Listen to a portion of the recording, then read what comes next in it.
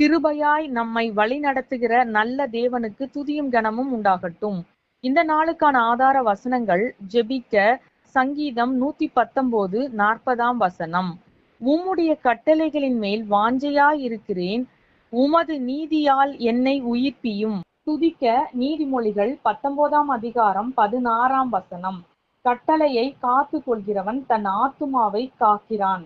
இவ்வுலகில் உள்ள அநேக காரியங்களின் மேல் நாம் வாஞ்சையாய் இருக்கிறோம். ஆனால் எல்லாவற்றுக்கும் மேலாக கர்த்தர் நமக்கு அருளின வேத வசனங்களின் மேல் நாம் வாஞ்சையோடு இருக்க வேண்டும். அதாவது அதை ஒவ்வொரு நாளும் வாசிக்கிறதிலும் தியானிக்கிறதிலும் தவறக்கூடாது.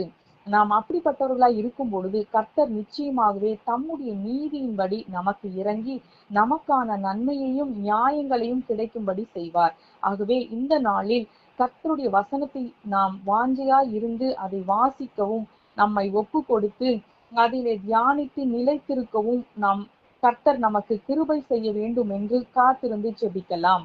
துதிக்க வேண்டியது கர்த்தருடைய கட்டளையை காத்து அதன்படி நடக்கிறவர்கள் பாக்கியவான்கள். அவர்களுக்கு கர்த்தர் இரக்கமும் நன்மையும் செய்வது உறுதி. ஆகவே அந்த நல்ல தேவனை நம் மனதார ஸ்தோத்தரிப்போம்.